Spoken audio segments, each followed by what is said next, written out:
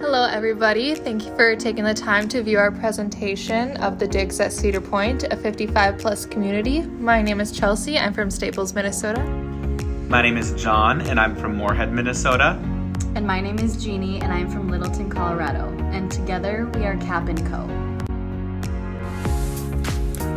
Growing old can be an intimidating fact to face. Wanting to keep your independence while maintaining an active and healthy social life can seem impossible. Our 55 plus neighborhood concept will address these issues by providing the spaces necessary to encourage this type of lifestyle, while also incorporating universal design to allow all residents, no matter their ability, to use all amenities located on the property. Independent homes arranged in a communal setting will be centered around a neighborhood clubhouse. This center will provide ample amenities for residents to enjoy. With the COVID-19 virus taking over last year, our design will also implement ways to keep our vulnerable residents healthy and safe. Inside the residents' homes, it is important to design it with the focus of aging in place. Homes will be fully accessible to allow the residents to maintain their independence. The community center will be designed with ample public spaces for social interactions. Fun events will be held in the spaces as well. Because of this, spaces in the center will be designed to be easily reconfigured and supported by mobile furnishings. The Digs at Cedar Point is where you will have the time of your life during the prime of your life. Watch your dream home come to life in a community where friendship, fun, and self-fulfillment take center stage. This new community offers incredible amenities conveniently located close to Harlow Creek and Moorhead City Country Club. Designed for those 55 and better, residents have an abundant selection of opportunities to lead a vibrant, social, and physically active lifestyle. The community's backdrop of creeks and wooded areas provide a peaceful, serene setting with small-town charm, just minutes from downtown Moorhead City. Where all great things meet at the Digs at Cedar Point, you will find Hub 55, your place to get together, stay active, and enjoy life as you will. Experience the private clubhouse where you can work out as you please, play an offhand game with neighbors, or gather in a full kitchen for a holiday.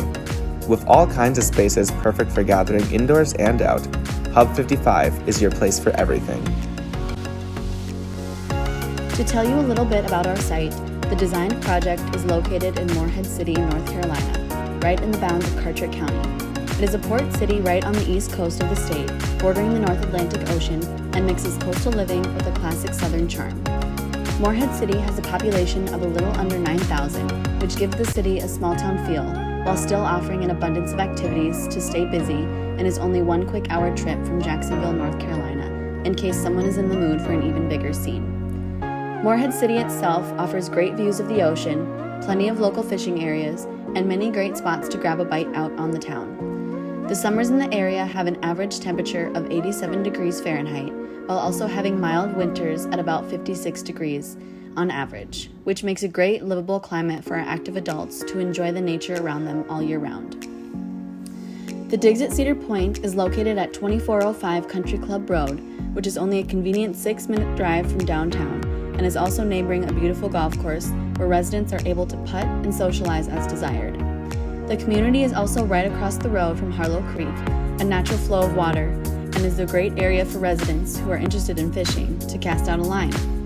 A lot of the area is engulfed in nature, however there is still plenty of local restaurants, churches, and other amenities just a short walk away. For existing conditions, the residential home typicals have been created from an existing building shell currently known as Shotwell Commons, located in Fargo, North Dakota, and were originally built by T.L. Stroh Architects.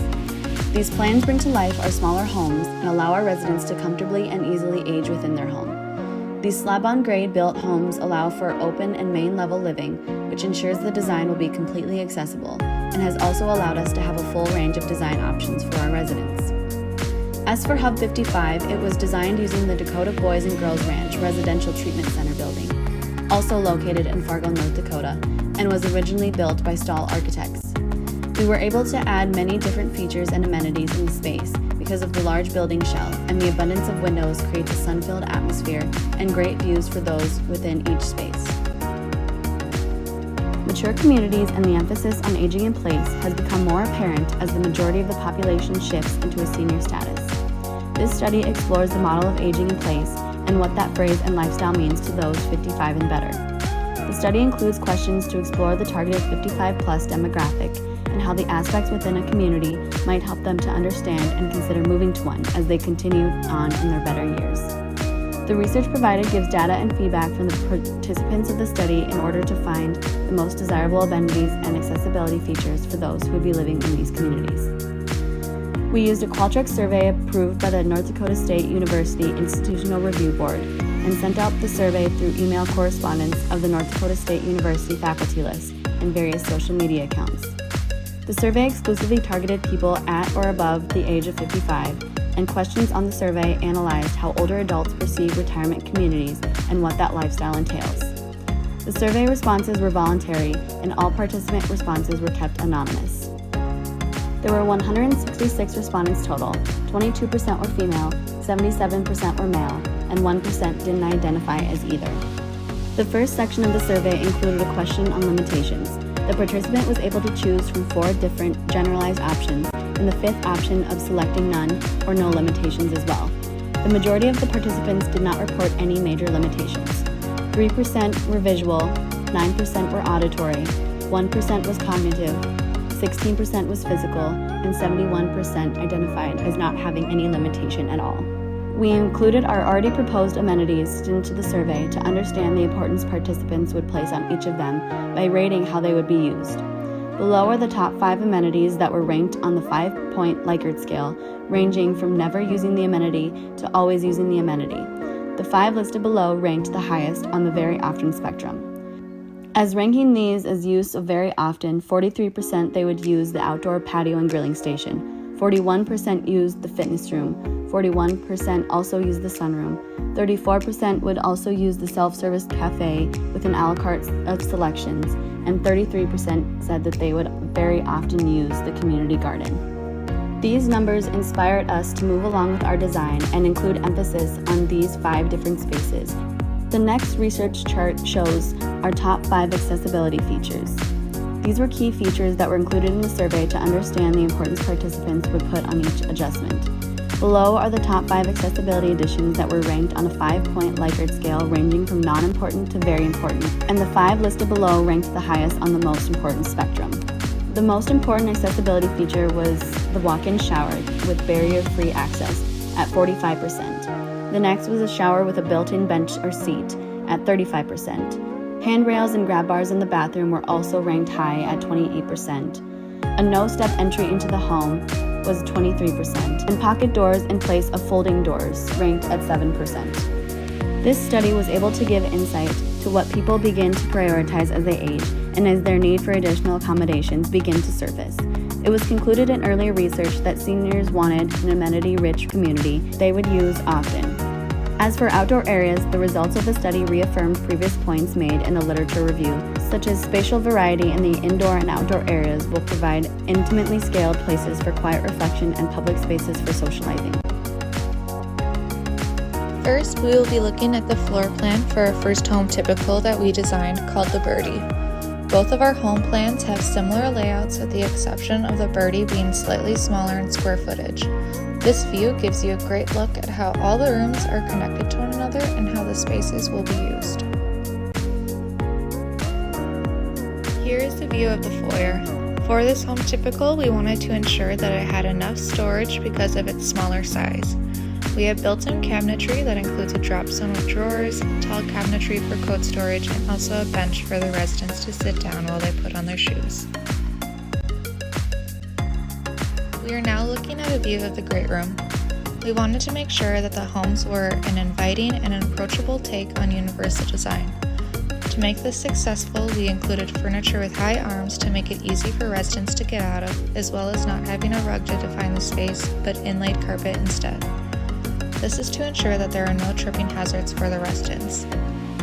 Located on the center wall, we have a see-through fireplace that connects to the dining room. The finished selection that we selected for this wall is a fieldstone. We felt it grounded the space well while also bringing in warmth and a natural feel to the main living area. In the dining room, see the two-sided fireplace keeps the dining and kitchen connected to the great room. Here we have included sturdy chairs with arms with a wood table with a sturdy base to make it easy for residents to get up. This is to make sure that when they are getting out of their chair, no matter what surface they use to get up, everything will be sturdy for them so they do not fall. You can see from the view that we do not have any chairs located at the kitchen island. This is because we wanted to make sure that there was enough walking room between the chairs at the dining table and the island. With this layout, it is easy for residents to move the chairs around to the island if need be. Here you can see a great view of all of the cabinetry that is located in the kitchen. With the kitchen being the heart of the home, it was important for us to make this space one of the most accessible areas. Accessibility features that are included in this design are an ADA-compliant fridge, range, microwave, and dishwasher drawer. We also have cabinetry pulls throughout to ensure that all residents will be able to open the doors and drawers with ease. The kitchen island is designed with a 9-inch toe kick to make it easier for those in a wheelchair. Also in the design, we have a cantilever countertop that is table height for easy roll-under access and is a great place to prep any meals if you are wheelchair-bound or not. In this next view, you can see the laundry room. Here we have included cabinetry drawers underneath the washer and dryer so that the residents do not have to bend down in order to do their laundry. Also in our cabinetry design, we included open shelving in the base off to the right-hand side for laundry baskets. Located above that is a hanging rod to hang some clothes to dry. Here you can see the remaining spaces that we designed in the birdie. This includes the sitting room, master bedroom, master bathroom, and the powder room. The sitting room would be a great place for our residents to have their morning coffee or play a card game. The master bedroom has ample walking space for someone in a walker or wheelchair while still having a beautiful space to lay their head at night. The master bathroom was designed to be easily accessible underneath the sink, and the powder bathroom is where we had a little bit of fun with selecting finishes while still keeping an accessible design. Now we will be looking at the second home typical that we designed that we have named the Sylvie. This home has a very similar feel to the birdie and a similar layout with the exception of a small bump out. Located here in this view is the foyer where we have included a tall storage cabinet for coats, but this time instead of all cabinetry we included a furniture piece from room and board to be the designated drop zone.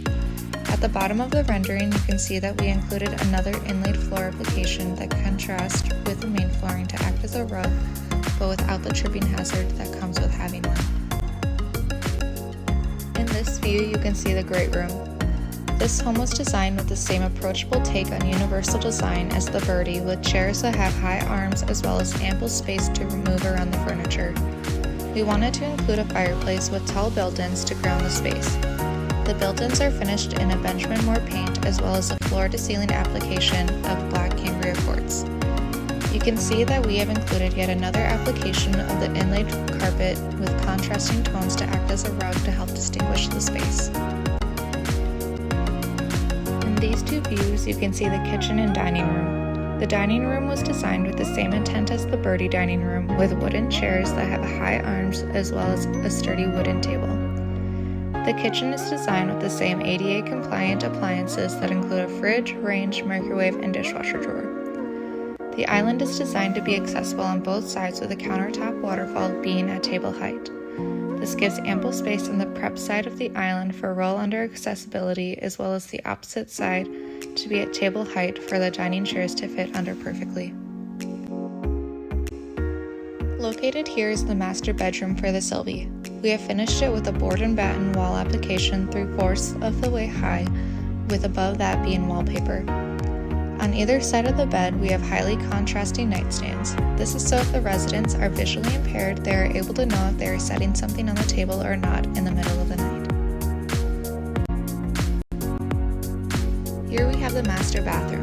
This is one of our favorite parts of the home typical design because the vanity cabinetry is designed in a way where half of it can be pulled out to allow for roll-under accessibility if the resident is in a wheelchair.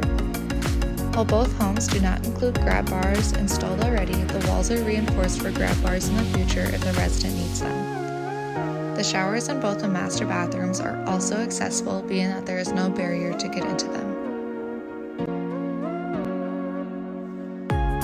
slide are all the other spaces that we were not able to individually touch on. This includes the sitting room, laundry room, powder room, and window seat. All of these spaces are designed with the same intent as the birdie, with the exception of an additional space being the window seat.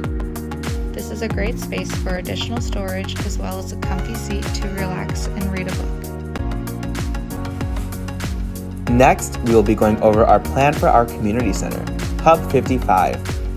This plan shows how each room flows together and shows why we placed certain rooms in their locations. For example, our sunroom is placed near lots of windows, while our library is placed in a more shaded part of the kitchen. To the right wing of the building is the open area community kitchen. This area will be open at all times throughout the day for people to enjoy at their leisure. However, it will also be available to host larger groups and events within the community. The large windows offer ample sunlight that flows through the entirety of the building throughout the day and is in close proximity to the outdoor pool area. Pictured is the private kitchen that is located right off the larger open community kitchen. This room will be a mirrored version of the open kitchen, but will be tailored to accommodate smaller private groups and events where those attending want to enjoy a more intimate setting. The flexible seating in both areas will be low-maintenance terrazzo top. The chairs in this space are also stackable for easy storage, and the arms offer stability while moving from a seated to standing position. The upholstery on these chairs are also covered in custom vinyl fabric to allow for easy cleanability and long-lasting durability. The cabinets and countertops will contrast with the flooring in order to provide easy visibility and knowledge of edges throughout the space, and will have access to the same low-energy stainless steel appliances, including a double-door refrigerator and freezer combo, a 3-rack dishwasher, and a microwave wall oven combo.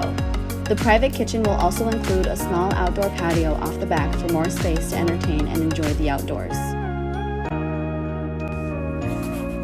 Moving down the hall from the community kitchen, we enter the library. This space is designed with the goal of provoking feelings of comfort and relaxation while providing our residents a place to have intimate conversation. We decided to go with a darker, more warm-toned palette in this room to enforce this set goal. It's a contrast to the rest of the space in the hub while still remaining cohesive. The main characteristic you're greeted with in this space is the green walls, matching green ceiling, and rustic timber beams. The room is sectioned off in 2 areas, one side containing a circle of 4 chairs for casual conversation, and the other side has a fireplace centralized with seating around it. Off the main entrance to the hub, you'll find the light-filled hobby room and sunroom. We knew both spaces would be used with the intent of conversing with other residents, so we thought it made sense to morph these rooms into one. On the sunroom side, you'll find a light-filled space with a variety of seating options. The furniture was selected carefully to ensure ease of getting in and out of the sitting position. We also opted for side tables rather than coffee tables to eliminate tripping hazards and make an easier reach for drinks and other items. The hobby room side is divided off with 2 peninsulas containing storage underneath. Across from the peninsulas are 2 hobby tables and more storage cabinets on the far south wall. These cabinets will hold various items to use, like puzzles, playing cards, paper crafts, and yarn. Essentially anything our residents could need to keep entertained.